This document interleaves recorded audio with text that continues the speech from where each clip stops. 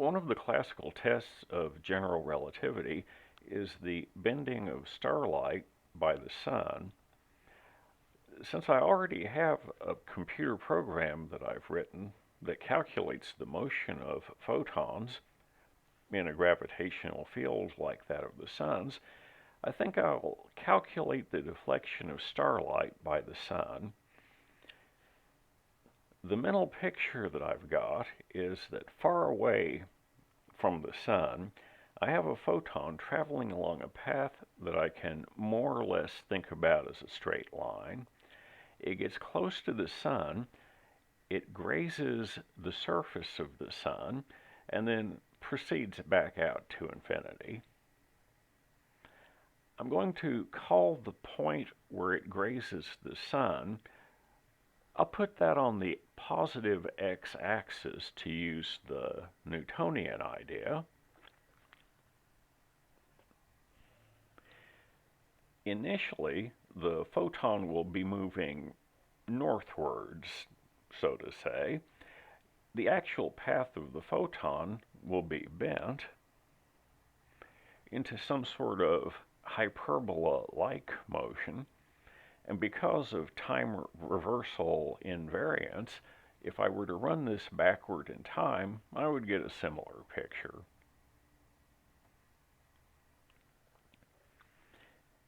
At the end of my calculation, I will proceed until I've gotten out to roughly the location of the Earth's orbit. Then we'll do this. I'll call the x and y coordinate of the point of tangency, this point. I'll call that r init for the x coordinate and 0 for the y coordinate.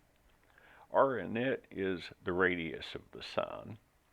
At the end of my calculation, when I've reached roughly the size of the orbit of the Earth, I'll have some x and y coordinates at the very end, which I'll call x and y. Because of the symmetry, this angle I'll call theta over 2 because it's half of the total deflection, and what I want to calculate is the theta. The equation of motion is the same as before. I'm using units where gm over c squared is 1. In those units, the radius of the sun is about 474,000 units. Therefore, u will be the reciprocal of that at the point where we graze the sun. Since I'm arranging it so that the closest point that the photon ever gets to the center of the sun happens at theta equals 0, u prime at theta equals 0 should equal 0. In view of what I expect the graph to look like, graphing from theta equals 0 to theta equals pi should be good enough. I'm going to stop computing when the r coordinate gets to be about 10 to the 8th power. That's the radius of Earth's orbit in these units. The only modifications to my program is I've gone in and hard-coded the initial conditions, so I no longer read them out of a file. Also, I've changed the scale on which I'm willing to let the r coordinate be, because naturally I want the r coordinate to get out into the 10 to the 8th power range. I modified my program. I called it photon2.f90. I've already compiled it. One other refinement: people usually report this particular measurement in terms of arc seconds.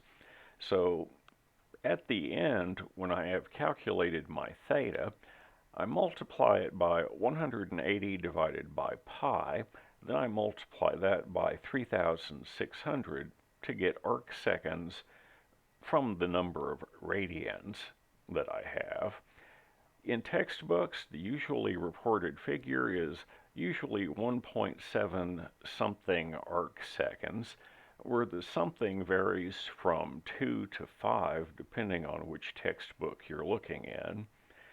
Based on the numbers that I've got so far, I get 1.738 seconds of arc, which I've got to regard as being in excellent agreement with other techniques that people use. This, though, doesn't depend on any approximations other than the approximate differential equation solver that I'm using, which is very good. This is all I wanted to talk about right now. I hope everyone's having a good day. I'll see you all again soon.